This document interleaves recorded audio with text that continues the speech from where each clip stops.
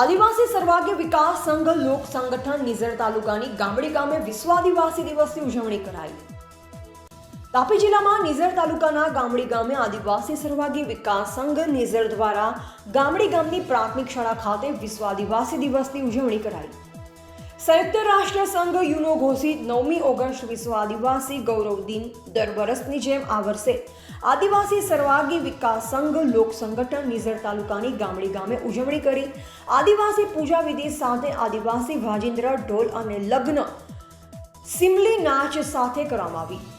9મી August विश्व आदिवासी गौरव दिन तरीके आदिवासी एकता परिषद पायाना कार्यकर ऊंझा गामना वतनी श्री सांगलियाभाई वड़वीए प्रासंगिक प्रवचन करता जणाव्युं के 1994 वर्षथी 9મી ઓગસ્ટ विश्व आदिवासी गौरव दिवस तरीके जाहेर करवामां आवेल। आदिवासी रहणी कहणी जीवन मूल्यों विषे ने पर्यावरणना नुकसान विषे माहिती आपी कार्यक्रममां उपस्थित कार्यक्रमना आयोजक विनायक वसावे प्रकृति और रूढ़ि परंपरा वार तहेवार आदिवासी देवी देवता विषे माहिती आपी।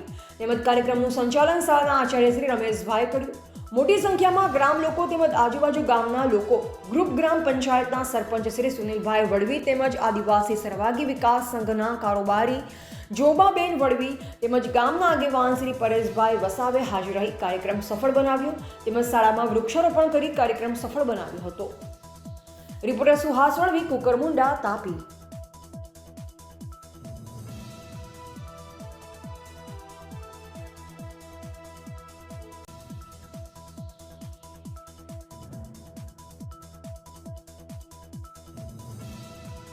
मारो परिचय वसावे विनायक मगनभाई गामड़ी आदिवासी सर्वांगी विकास संघ निजर खाते मंत्री तरीके जवाबदारी से अने गया महीने अमारी 13 जुलाई 2025 रोज मीटिंग थी અને વિશ્વ આદિવાસી દિવસ નિમિત્તે આયોજન થયું અને એ આયોજનમાં દર વર્ષે અમે કોઈ ને કોઈ ગામડામાં એક જગ્યાએ કે તાલુકા કક્ષાએ એક જગ્યાએ ભેગા થઈને ઉજવણી કરતા છે। પણ આ વર્ષે અમારો એ વિષય હતો કે એ આયોજન થયું કે એક જગ્યાએ ભેગા કરીને ઉજવવા કરતા દરેક ગામમાં આપણે દરેક ગામમાં સ્કૂલમાં કે ગામમાં ઉજવીએ અને જે ખરેખર મેસેજ જોવો જોઈએ છે તે લોકો સુધી મેસેજ પહોંચતો નથી। અત્યારે જોવા જઈએ તો જે યંગ જનરેશન છે તે ખાલી બેન્ડ પાર્ટી સાથે નાચ ગાન કરીને દિવસો ઉજવવામાં આવે છે। પણ ખરેખર યુનોએ જે 1994ની અંદર સંયુક્ત રાષ્ટ્ર સંઘે યુનો દ્વારા ડિક્લેર વિશ્વ આદિવાસી દિનને શા માટે ઉજવવામાં આવે છે? દુનિયાના 190 રાષ્ટ્રો ભેગા થયા અને એમાં 68 જેટલા આદિવાસી આગેવાનો 68 જેટલા આદિવાસી દેશોના 400 જેટલા આગેવાનો ભેગા થયેલા અને એમાં વિશ્વને બચાવી લેવાની જે અપીલ થયેલી હતી કેમ કે પરિસ્થિતિ એવી ઊભી થયેલી હતી કે વિશ્વ સમક્ષ સામે પર્યાવરણ કે માનવ જાતિને ખતરો છે અને તેમાં જે યુનો દ્વારા જે વિવિધ દેશોના બુદ્ધિજીવીઓ વૈજ્ઞાનિકો જે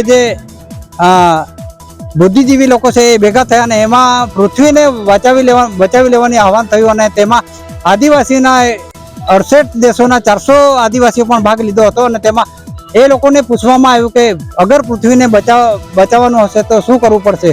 ત્યારે એવો નિષ્કર્ષ નીકળ્યો કે અગર પૃથ્વીને બચાવવું હશે તો અત્યારે આદિવાસીની જે જીવનશૈલી છે આદિવાસીની જે રીત રિવાજ છે એ અપનાવવું પડશે અને એ અનુસંધાને જે ખરેખર 31 વર્ષ સુધી થયા છે આજે વિશ્વ આદિવાસી દિનને પણ ખરેખર જે મેસેજ જો આદિવાસી લોકોમાં જોવો જોઈએ તે લોકોમાં કે દેશના જે મૂડીવાદી લોકોમાં છે એ ગયો નથી। અત્યારે ફક્ત ને ફક્ત વિકાસના નામે આદિવાસીઓને સ્થળાંતરિત કરવામાં આવે છે અને વિસ્થાપિત કરવામાં આવે છે અને આ વ્યવસ્થાને કદાચ સરકારશ્રી અથવા તો જે ઉદ્યોગપતિઓ બંધ નહીં કરવામાં આવે તો આવનાર દિવસોમાં આદિવાસીઓ તો શું આ પૃથ્વી પર આ પશુ પક્ષી કે કોઈ પણ ટકી શકે એવું નથી। એટલે છેલ્લે આ વિશ્વ આદિવાસી દિવસનો મેસેજ એટલો છે કે આદિવાસીનો મૂળ જે લડત છે તે જળ જંગલ અને જમીન માટે છે। ખરેખર જળ જંગલ જમીન બચાશે તો આદિવાસીઓ તો શું પણ બીજા બી બચાશે ને તો પછી આવનાર દિવસોમાં